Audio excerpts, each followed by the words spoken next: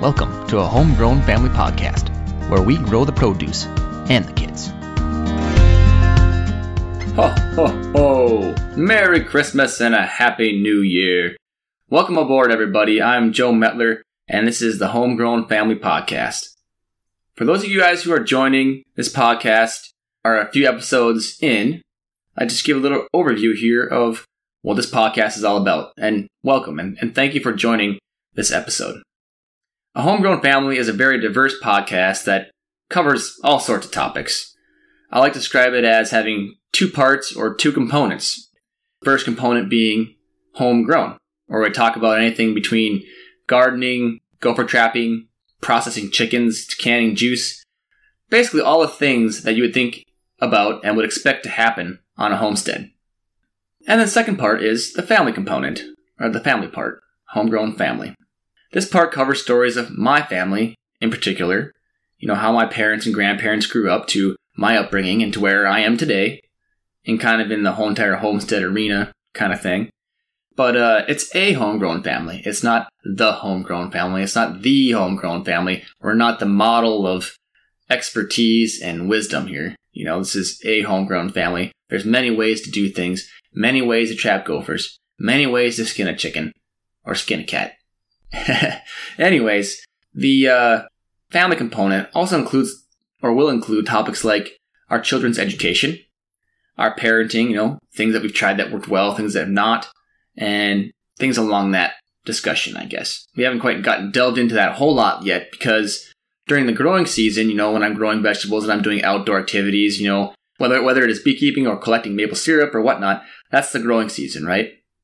And so I've covered my first growing season on this podcast, and now I'm entering into the dormant season, the winter season. Those of us who live up in the upper Midwest, it usually includes snow. And during that period of time, this podcast will have more of the family type topics and education and parenting and things like that. So that will be the focus of the winter months. So without further ado, I'd like to give you this episode. It's titled, The Results Are In. Now you're probably thinking, what results? Especially if you just joined on this episode and listened to it the first time. Previously, I had a episode titled Soil Sampling and Nutrient Basics. That was, 2-3 episodes ago, before we took a little break around Thanksgiving and my family went on vacation to Italy, so I didn't podcast here for a little while. But back in October, I had an episode titled Soil Sampling and Nutrient Basics, where I went over how to soil sample in your garden, why it's important, and we went over a couple of the nutrient basics as far as talking about your nitrogen, your potassium, your calcium, micro and macronutrients and things like that. And I think if you haven't listened to that one yet, you might want to listen to that one first, because the results are in, folks. Back in October, I sent in my soil sample, and I sent in to get tested for pH, nitrogen, organic matter, phosphorus, potassium, soluble salts, and sulfur. I also had the opportunity to send in the sample for zinc, iron, magnesium, copper, and chlorides, but I did not select to do those. And so I got results for all of those by sending my soil sample to the NDSU Soil Testing Lab. And I did get my results a while back here, folks. I got them about, a week and a half after I sent my sample in. So I took a couple notes here, but for the most part, I'm kind of walk through this soil test report, as it's titled, and kind of go through their notes and converse that with my notes in general things about nutrient levels in gardens. Let's see. They first talk about the pH. pH is mildly alkaline, which is above pH of 7. The pH in this particular soil is 7.5, which is not surprising. The city water of Fargo, North Dakota is relatively alkaline in nature and is usually pH 7.5 to 8. So if you have a soil like mine that's a raised garden bed with a lot of compost in it, it drains well, it aerates well, it's probably going to take on a little bit more of the pH of the water that it's watered with. And it says you can start your fertilizer regimen in the spring. Yes, I would oftentimes recommend to fertilize in the spring. If you fertilize in the fall, you typically lose some of your nutrients to snow melt and runoff in the spring. And so one of the reasons why I took a soil test is because I took a soil test when I first got to the compost and put my garden together, and it was very high in nitrogen and phosphorus and potassium and everything. And knowing that nitrogen is a little bit more of a mobile nutrient, I thought maybe I should take a soil test to see where I'm at. So looking at this soil report, it says that my nitrogen is rather high. It says it's at 156 pounds per acre, which is enough to grow a good wheat crop here in North Dakota. Maybe even 2 years. Anyway, so nitrogen is very high and there's no need to add any more nitrogen. You may wonder, well, what nitrogen levels should I have? And on the back side of this report, it says that my nitrogen should be around 60 to 100 pounds per acre. And so I'm about twice the amount in which I really need. So I'm guessing I probably have another 2 years or so before I really need to do another soil test. And so it says here, no fertilizer is needed at this time for nitrogen. So one might think, well, what's the problem with having excess nitrogen? And I'll probably talk about the excesses of certain nutrients in this podcast episode. For example, nitrogen, you can tend to have excess amounts of foliar growth that can lead to leaves yellowing. If there's too much nitrogen, it wants to grow too much vegetatively, and other nutrients won't be able to keep up with all the vegetative growth, sometimes causing burning of the tips and lack of calcium and magnesium and things. That's why you might have that blossom end rot, which I say is a lack of calcium, which could also be further extrapolated by excess nitrogen. And so that's probably why I've been having a little bit of problems in blossom end rot in my peppers and in my tomatoes recently. Extremely dark leaves can also be another symptom. It can also elevate your diseases. It can reduce your flowering and fruiting. Okay, I can kind of see that because my zucchini seems to get 2 or 3 inches long and then aborts itself. So that's probably potentially due to some excess nitrogen. So, all right, I can see that. And one of the things you can do to remediate all this excess nitrogen is to plant heavy nitrogen using plants like squash and cabbage and broccoli and corn. They will take up more nitrogen from the soil. And then as long as you don't, put all the residue back into the soil, you should be decreasing your overall nitrogen. You put your stalks of corn and your leaves and all those types of things back into the soil, you're going to slowly lose your nitrogen rather than try to get it down to a more manageable level. Some things you can also do is mulch your garden. Microbes in the soil will use the nitrogen to break down your mulch, like wood chips and sawdust and things. So that's another thing you can do to help reduce the amount of nitrogen in your soil. The next nutrient they talk about is phosphorus, which they also says is very high. In fact, all the nutrients I have in this soil garden bed are very high, except for my soluble salts. So, yeah. Phosphorus is also very high at a level of 79 parts per million, and it also says there's no fertilizer needed. So what level should phosphorus be at? Phosphorus should be at around 16 parts per million, 16 to 20 parts per million. That's typically what I shoot for the field research setting to my NDSU plots, is that same rate. 16 parts per million, and I'm at 79. So I'm well over my phosphorus amount. My organic matter level is rather high as well. They say a minimum of 3 to 5% organic matter. My organic matter is up to 18%, and that there's a lot of organic matter holding that phosphorus in my soil. And so excessive phosphorus can increase the weed growth. I don't have too many problems with that. It can stunt your plants. It can harm beneficial root fungi. It can also reduce the amount of the plant's ability to uptake zinc and iron. And so you have maybe some bleaching or some yellowing between the veins for those two symptomologies of those plants as far as having deficient amounts. So as far as excess phosphorus, anytime you have too much of one nutrient, you're oftentimes going to lack in others to balance it out. No different from nitrogen and phosphorus. Phosphorus is the middle number of your analysis NPK on your fertilizer bags. So we want to avoid using nitrogen and phosphorus fertilizers if your nitrogen and phosphorus is too high, of course. Let's say you want to get more nitrogen but not more phosphorus. You can use like urea and blood meal. If you don't want nitrogen but want phosphorus, you could use bone meal, which is a 0-10-0. So there's different options that you can use. Not all fertilizer has all three nutrients in it. You oftentimes see in them Lowe's and them big box stores, 10-10-10, a 20-20-20. I think I have seen bone meal and blood meal at those stores as well. But oftentimes you see some kind of mixture of all the nutrients. So one thing to do when you have excess nutrients is to not apply and over-apply fertilizer.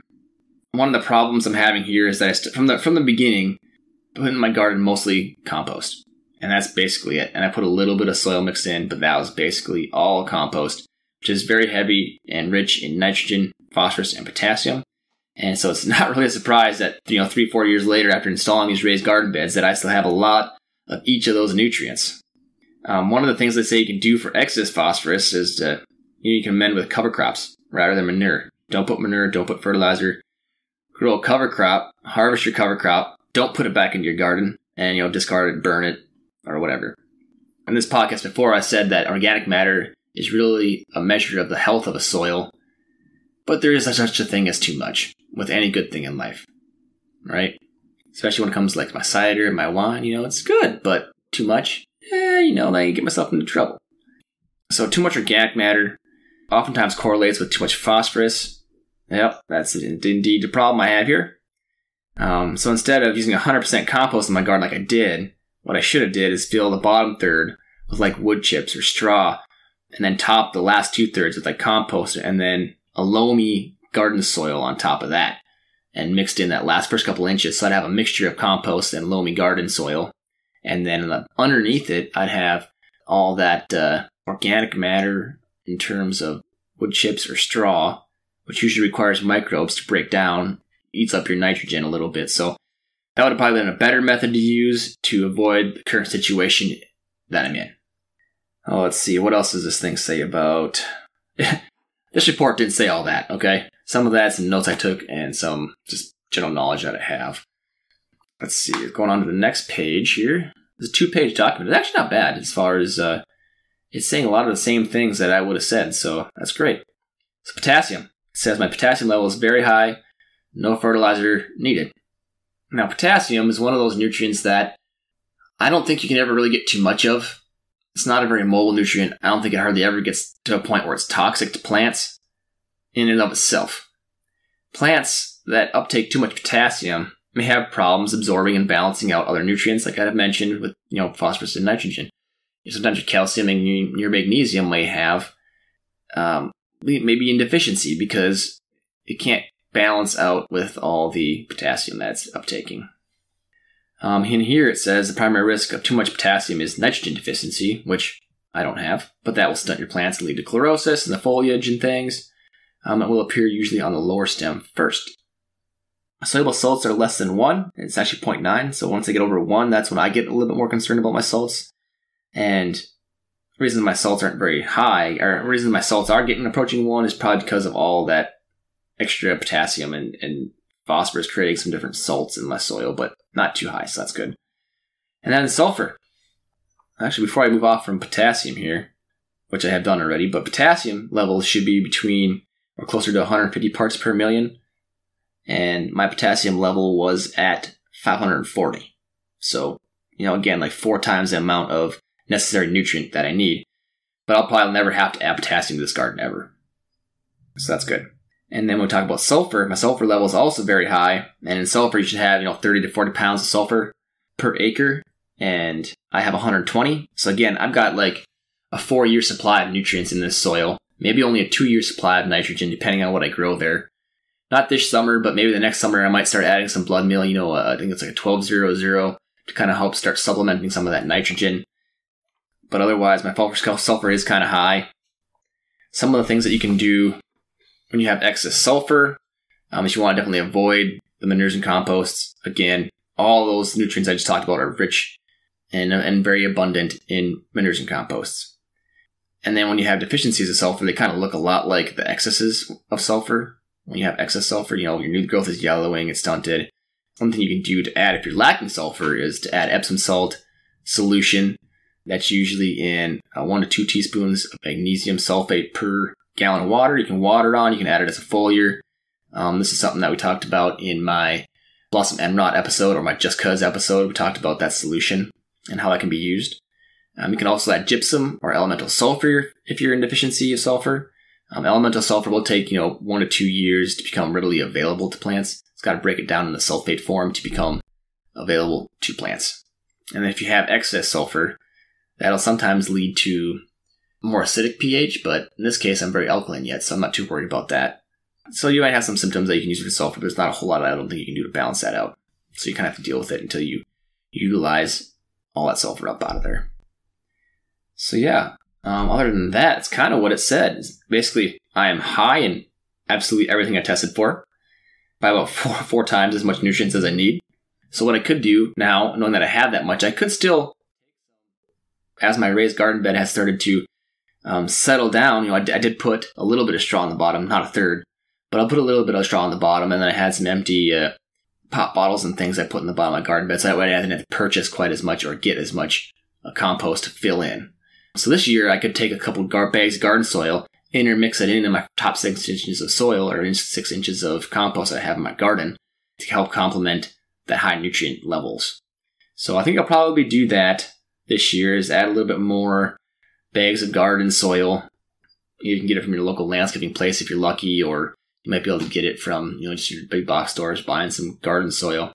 The risk with that is sometimes I swear there's planted weed seed in those bags, but relatively minimal. But I have had a lot of weeds sometimes in some of those bags, so I wouldn't skimp and get the cheapest ones, but maybe somewhere in the middle of the road just to maybe avoid some of that weed seed. Yeah, I think that's about all I got here. As far as interpreting my soil test report, I'm pleased that there's nothing really lacking as far as nutrients in my garden. Sometimes the problems with this excess of these macronutrients is that you're going to end up a little bit lower in uptake of your micronutrients, my magnesium, manganese, boron, zinc, calcium.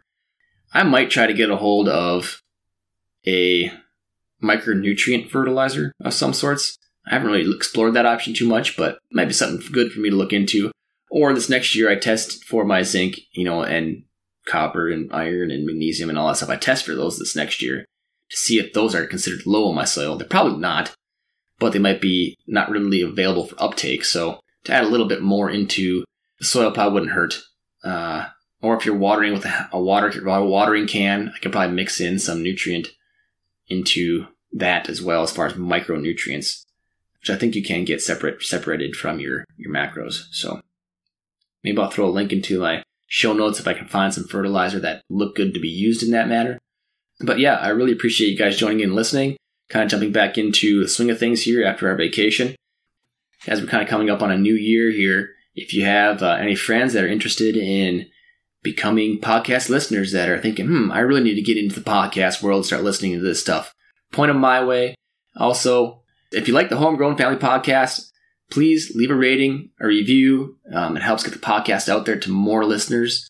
I hope to be going on to YouTube here soon, as Google Podcasts have given me a notification that they're not going to be doing Google Podcasts anymore coming 2024. So I'll be transferring from Google Podcasts to hopefully YouTube here before too long. And I could actually show you guys some videos of the gopher trapping or collecting honey or harvesting the grapes out in the orchard and things like that. So I'll be able to kind of complement that a little bit with these podcast episodes. But yeah, leave me a review. I appreciate it. And Merry Christmas, hug and love your families, and Happy New Year. Set some good goals and boundaries, people. Here we go. Feel free to email me at homegrownfam@gmail.com if you have a soil test that you're kind of curious about what you should do. I'd entertain the idea of getting back to you and giving you some feedback as far as how much of which product or what kind of fertilizer I think you should do or add. So feel free to email me, homegrownfam@gmail.com. You can also follow me on the Instagram at @homegrownfam. I've been a little bit slow on there lately because it's harder to post things about homeschooling and things like that, or soil tests. So more active on that in the growing season. So happy holiday season, everybody. Take care, be safe, travel safe. Thank you much.